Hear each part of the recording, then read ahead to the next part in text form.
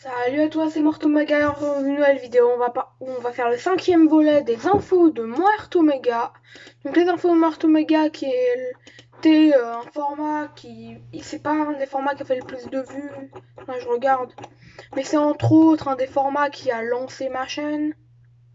Voilà, c'est mon troisième format que j'ai créé, que j'avais commencé il y a 3 mois, vers le commencement de la chaîne, et que j'ai arrêté. Attendez, je cherche. Et que j'ai arrêté avec le volume 4. Après, j'ai fait bien un Il faut qu'on parle, je crois. Mais c'est que dans la même catégorie que les infos de Mortomega, mais c'était pas une info de Mortomega. Mais je dis que j'allais reprendre parce qu'il y a deux informations sur un réalisateur nommé William Brandbell. C'est un spécial William Brandbell.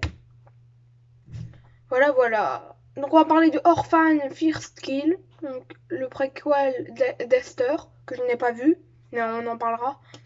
Et de Lord of Misrule, ouais, je sais pas, dont le tournage a commencé il y a 2 semaines avec Ralph Ineson. On va commencer par Orphan First Kill. Alors Esther. J'en ai déjà entendu parler.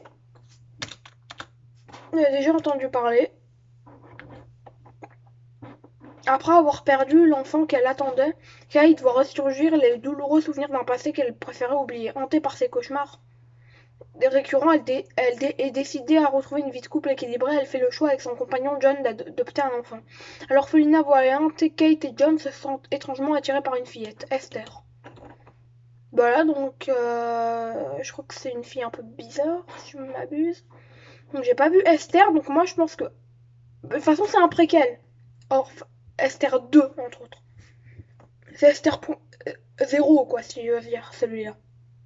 Parce qu'un préquel, ça se passe avant le film d'origine. Enfin, en gros, hein, j'explique très mal, mais...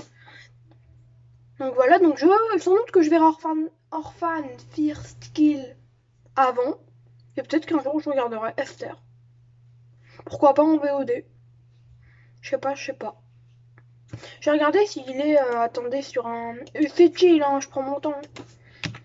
Je vais vérifier s'il est sur un site de streaming.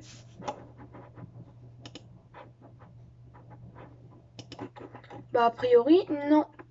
Non. Mais il est en location. Donc pourquoi pas.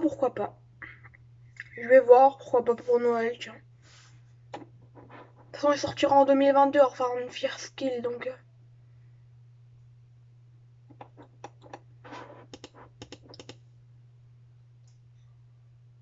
Voilà. Donc, le réalisateur d'Orphan First Kill, William Brandbell, révèle des détails très sombres derrière un préquel ultra violent. Et c'est l'observateur de Troyes qui le dit. Enfin, de Troyes, comme ça, je sais pas comment ça se dit. L'année dernière, les fans d'horreur ont eu la surprise d'apprendre qu'un préquel au thriller psychologique de 2009, Orphan, donc Esther en français, enfin en France quoi, parce que c'est orphelin en français, a été en préparation avec Isabelle Fuhrman, prête à revenir dans le rôle de la terrifiante Esther. Fuhrman a aujourd'hui 24 ans et beaucoup se demandent comment elle va pouvoir jouer à nouveau le rôle de la tueuse adulte qui se déguise en enfant. Le réalisateur d'Orphan First Kill, William Brandbell, vient de donner un aperçu de la façon dont il prévoit de ressusciter Esther toutes ces années plus tard. Bloody Disgusting a été le premier à annoncer cette nouvelle. Pour moi, c'est comme si nous connaissions le secret du premier film, alors le plaisir de faire revenir Isabelle Fuhrman dans le rôle qui a nécessité tout un processus pour être approuvé est un défi en soi. Et de même, ne pas faire de CGI moderne, je veux dire, nous utilisons le numérique, nous utilisons les CGI pour nous aider, mais pas du tout pour la créer. Ce sont toutes les techniques de la vieille école, la perspective forcée, les angles de caméra, où nous mettons la lumière. William Brandbell poursuit en révélant que le préquel permettra de comprendre les motivations d'Esther, tout en lui permettant de s'amuser. Bien sûr, son idée de l'amusement n'est pas de bon augure pour le reste des personnages.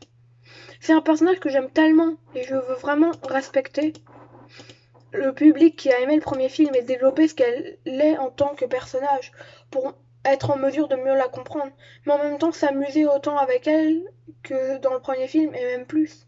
Et que ce soit à nouveau Isabelle, c'est vraiment cool. Mis à part le retour d'Esther, Brandbell a également taquiné le ton du prochain préquel, et tout devrait sembler très prometteur aux fans du premier. Le film a une qualité très enfantine à certains égards, mais il est extrêmement violent à d'autres moments, parce qu'elle est une psychopathe violente. Le film s'avère tout simplement génial. Esther, entre parenthèses, et cette personne, donc Esther c'était juste entre parenthèses, le reste ça l'est pas. Et cette personne très romantique qui veut tellement d'amour, et puis quand elle ne l'obtient pas, une autre facette d'elle sort. Et c'est brutal, donc le film joue vraiment bien ces deux côtés. Donc il a un très grand cœur pour elle, mais il a aussi un vrai côté très sombre. Donc si je comprends bien, William Brandbell, réalisateur très détesté, mis à part pour The Boy. Donc il va réaliser le préquel, et ça sera à la fois violent, et à la fois... enfin c'est ce qu'il dit bien évidemment. Et à la fois enfantin, tout en respectant les fans du premier film. Et qu'il a un plaisir à faire revenir l'actrice. Sorti en 2009, le premier Orphan a été un succès modéré au box-office, rapportant 78 millions de dollars dans le monde contre un budget de 20 millions. Le film n'a pas été particulièrement apprécié des critiques et détient actuellement un taux d'approbation de 56% sur la base de 54 critiques. J'imagine Rotten Tomatoes. Cependant, la performance centrale de Furman a été saluée de nombreuses critiques louant sa présence terrifiante et la saluant comme une icône méchante pour l'âge moderne de l'horreur. Dans Orphan Fear Kill, on suivra Esther de Furman, qui vit dans le film sous le nom de Lina Klammer, alors qu'elle orchestre une brillante évasion d'un établissement psychiatrique estonien qui se rend en Amérique pour se faire passer pour la fille disparue d'une riche famille. Mais la nouvelle vie de Lena en tant qu'Esther s'accompagne d'un problème inattendu et l'oppose à une mère qui protégera à tout prix sa famille à tout prix. Orphan Fear Kill n'a pas encore de date de sortie. Si je ne me trompe pas, il sortira en 2022. Ah, et aussi marqué ce que pense l'actrice du film, je crois. Attendez, je regarde, je traduis. Ah non, c'est pas là. J'avais trouvé un article tout à l'heure. Ah voilà. C'est Hunk News. C'est en anglais, donc faut traduire par Google. Moi, c'est ce que je fais parce que je sais pas lire l'anglais. Que dit Orphan 2? Que dit la star Isabelle Fuhrman du film? Lors d'une nouvelle rencontre avec Hunk News, la star d'Orphan 2, Isabelle Fuhrman a déclaré que les gens seront abasourdis par la préquelle répugnante dans laquelle elle prétend faire l'histoire du cinéma en tant que première artiste adulte à répéter le travail principal qu'elle a joué pour la première fois quand elle a été jeune. Fuhrman d'abord joué le haïssable Esther dans de... Bref, c'est Colette Serra qui l'a fait, je crois. Et qui a eu un succès inattendu pour Warner Bros. En 2009. Le film a... Ouais, ça on l'a déjà dit. Fuhrman a assuré qu'Orphan 2 n'est certainement pas à quoi je pense que la grande majorité s'attend. Je crois que c'est vraiment intriguant et ce qui m'a attiré à revenir pour assumer le rôle.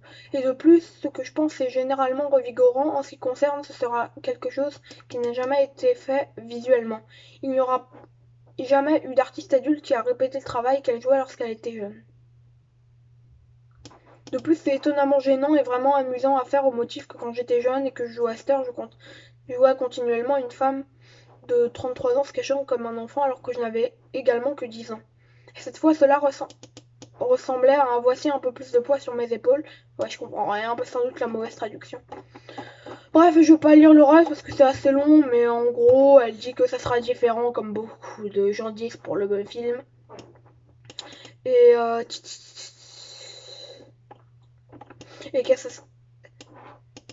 et qu'elle aura un peu plus de poids parce qu'elle devra refaire un rôle qu'elle a eu quand elle était enfant. On va passer à l'autre actu parce que là ça commence à devenir hyper long. Peut-être que cette vidéo ne sortira même pas parce que tellement c'est long. Mais bon, c'est le retour des infos de Mort Omega, donc ça se fait. Donc alors je traduis l'autre article. Tupence Middleton et Ralph Ineson, qui a joué dans The Witch et The Boy 2, réalisé par William Brandbell, se préparent pour l'horreur folklorique Lord of Misrule du réalisateur de The Boy, William Brandbell, tournage en cours au Royaume-Uni. Le tournage principal est en cours au Royaume-Uni sur l'horreur folklorique contemporaine Lord of Misrule du cinéaste de The Boy et The Devil Inside. Donc voilà, il y a aussi Matt Stokoe qui jouera dedans, S-T-O-K-O-E. Basé sur un scénario de Tom DeVille, The Cat Ones, et se déroulant dans un village rural anglais, le film suit Rebecca Holland qui a récemment repris l'église paroissiale. Lorsque sa jeune fille disparaît lors d'un festival d'hiver, les villageois et la police locale se joignent à la recherche désespérée. Cependant, plus ils se rapprochent de la recherche de la jeune fille, plus les secrets émergent du sombre passé de la ville. Bientôt, Rebecca doit décider combien elle est prête à sacrifier pour sauver sa fille de l'emprise du mal. Assez classique, quand même, vers la fin, là. Combien est-elle prête à sacrifier pour sauver sa fille, le prix à payer. Alors, ça tourne actuellement dans le Hertfordshire au Royaume-Uni. Bankside vendra le film d'horreur lors du prochain AFM virtuel. Qu'est-ce que c'est que ça, Bankside? Regardons ça tout de suite. Parce que je ne connais pas très bien. Bankside. C'est un quartier de Londres, mais j'imagine que c'est aussi une société de production. Donc voilà, c'est une production de Rep Production. Attendez. De Rep Production et Riverstone Pictures avec Big Scope Film et The Machine Room. Les producteurs sont Deepak Nayyar et Nick Bauer pour Riverstone Pictures, Jason Newmark et Laurie Cook pour Big Scope Film, William Brent Bell pour The Machine Room, James Tomlinson et Alison Brister pour REP Productions. Donc William Brent Bell, alors il produit aussi le film, qui a également financé le film aux côtés de BCP Asset Management. William Brent Bell a déclaré: il est si rare de trouver un matériel aussi développé et culturellement pertinent et magnifiquement sombre que Lord of Mirrors.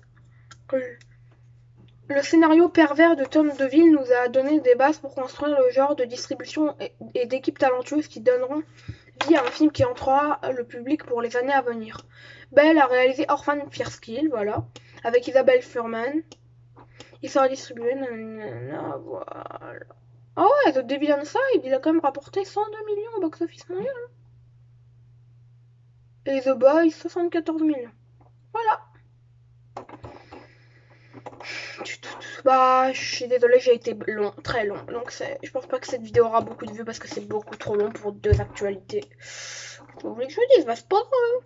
Donc, j'ajoute Esther dans mes envies de voir Allociné. Voilà, voilà. J'ajoute parce que.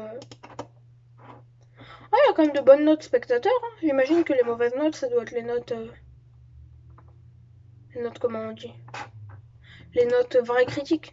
Et plus les critiques de cinéma réel.